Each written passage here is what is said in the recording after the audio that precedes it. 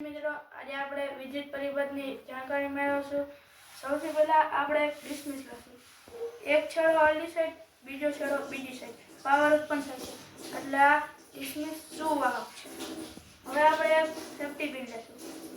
એક છેડો આલી સાઈડ, બીજો છેડો બીજી સાઈડ, પાવર ઉત્પન્ન થાય છે એટલે આ એક સુવાહક છે।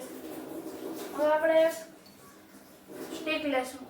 સ્ટિકનો એક છેડો આલી સાઈડ, બીજો છેડો બીજી સાઈડ, પાવર ઉત્પન્ન થાય છે એટલે આ એક સુવાહક છે। હવે આપણે બોલ પેન લેશું। એક છેડો આલી સાઈડ, બીજો છેડો બીજી સાઈડ, પાવર ઉત્પન્ન નથી થતો એટલે આ એક અવાહક છે। હવે આપણે પાનું લેશું।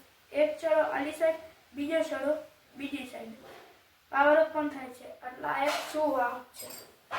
હવે આપણે નખ કટર લેશું। નખ કટરનો છેડો આલી સાઈડ, બીજો છેડો બીજી સાઈડ, પાવર ઉત્પન્ન થાય છે એટલે આ સુવાહક છે। હવે આપણે રિમોટ લેશું। એક છેડો આલી સાઈડ, બીજો છેડો બીજી સાઈડ, પાવર ઉત્પન્ન નથી થતો એટલે આ એક અવાહક છે। હવે આપણે પ્લાસ્ટિકનું ખોખું લેશું। એક છેડો આલી સાઈડ, બીજો છેડો બીજી સાઈડ, પાવર ઉત્પન્ન નથી થતો આ એટલે અવાહક છે। હવે આપણે ખોખું લેશું। એક છેડો આલી સાઈડ, બીજો છેડો બીજી સાઈડ, પાવર ઉત્પન્ન નથી થતો એટલે આ એક અવાહક છે। હવે આપણે પેન્સિલ લેશું। એક છેડો આલી સાઈડ, બીજો છેડો બીજી સાઈડ, અડાડીને જોશું, પાવર ઉત્પન્ન નથી થતો એટલે આ એક અવાહક છે।